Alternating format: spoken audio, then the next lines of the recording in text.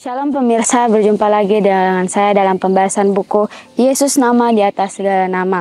Dalam tulisan lain, Yesus adalah Alfa dan Omega, pencipta langit dan bumi. Pemberian setiap pemberian yang baik dan sempurna dan pemikul beban besar kita. Kita masuk dalam pembahasan pemberian setiap pemberian yang baik dan sempurna. Engkau yang membuka tanganmu dan yang berkenan menyenangkan segala yang hidup. Mazmur 145 ayat 16.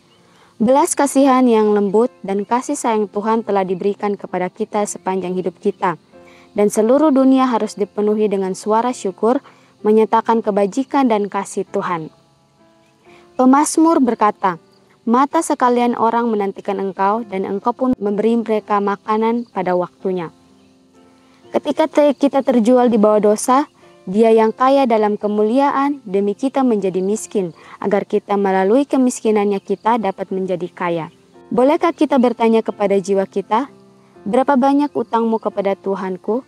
Kebajikan Kristus diberikan setiap hari dalam setahun. Dia memberikan karunia-Nya setiap hari kepada kita. Roh Kudus-Nya terus bekerja, menarik hati pria dan wanita, membimbing mereka ke dalam seluruh kebenaran. Sebelum penyaliban Kristus, Dia memberitahu para murid-Nya yang berduka bahwa Dia akan mengirimkan kepada mereka penghibur yang lain, yang akan tinggal bersama mereka selamanya. Aliran kelas keselamatan terus mengalir bagi kita. Mengingat apa yang telah dan sedang dilakukan Kristus bagi anak-anak manusia, bukankah seharusnya kita membawa persembahan syukur kepada-Nya? Haruskah pemberian kita hanya mengalir kepada satu sama lain dan pemberian setiap pemberian yang baik dan sempurna dilupakan? Tuhan telah berfirman, mereka yang menghormati aku akan kuhormati. Kita seharusnya tidak menunggu untuk memberikan persembahan kepada Tuhan sampai kita keluar dari utang.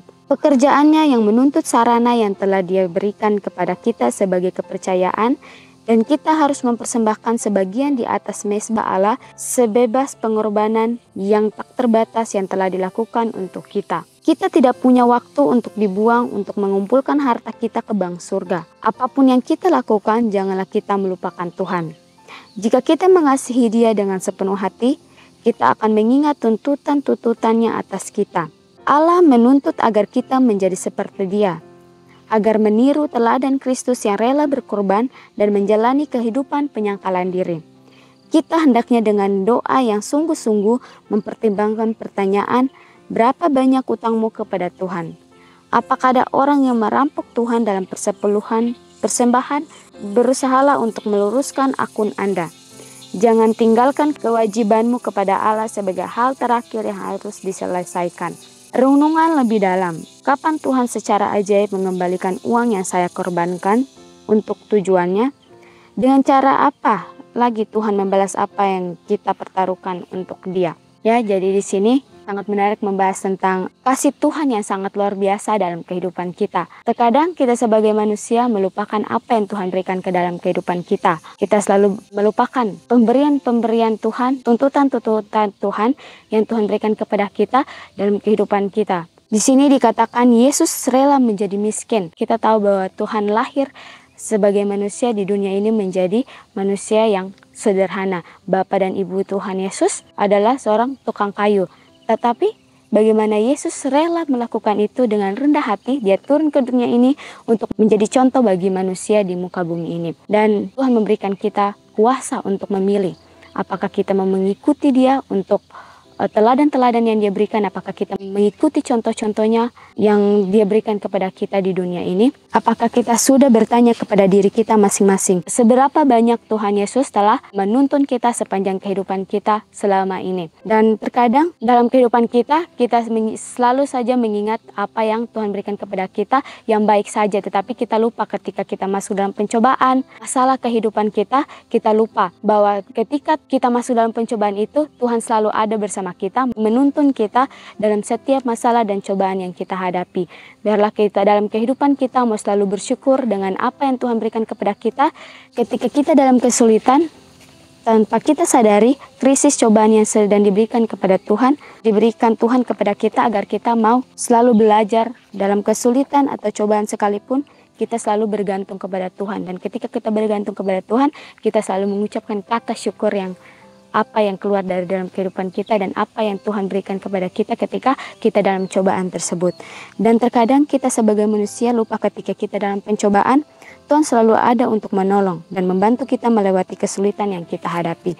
Saudara-saudara yang dikasihi oleh Tuhan Yesus Kristus, biarlah dalam kehidupan kita, dalam keseharian kita, ketika kita bangun pagi, ketika kita menghirup udara yang segar, biarlah kita mau selalu bersyukur dengan tuntunan-tuntunan Tuhan yang Tuhan berikan kepada kita lewat nafas hidup, kesehatan, bahkan kekuatan yang Tuhan berikan sampai saat itu. Karena dalam kehidupan kita terkadang kita sulit untuk bersyukur. Sebagai manusia kita selalu mengingat hal-hal yang baik saja dari Tuhan. Tapi kita lupa dalam kesulitan-kesulitan sekalipun Tuhan juga ada di sana untuk menolong kita, menguatkan kita, dan selalu membimbing kita untuk menjadi pribadi yang lebih baik. Biarlah apa yang telah kita jalani sepanjang hidup kita, jangan lupa untuk selalu bersyukur. Dan apapun yang kita lakukan, janganlah kita melupakan Tuhan.